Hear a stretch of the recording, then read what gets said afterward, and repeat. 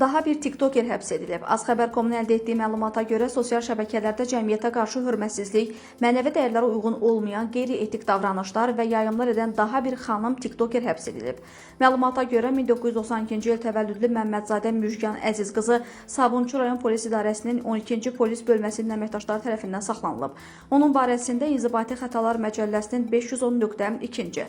İnternet informasiya ehtiyatında və ya informasiya telekommunikasiya şəbəkəsində kütləvi nümayiş etdirildiyi halda ictimai mənəviyyatı təhqir edən, cəmiyyətə açıqca hörmətsizlik ifadə edən hərəkətlərin edilməsinə, yəni əxlaqsız ifadələrin səsləndirilməsinə və ya belə məzmun təəssüratı yaradan jestlərin edilməsinə, yaxud insan bədəninin hissələrinin əxlaq normalarına və milli mənəvi dəyərlərə zidd formada göstərilməsi ilə bağlı protokol tərtib olunaraq iş baxılması üçün aidiyyəti üzrə Sabunçu rayon məhkəməsinə göndərilib. Məhkəmənin qərarı ilə Müjgan Məmmədzadə 10 sutka müddətinə inzibati qaydada həbs edilib.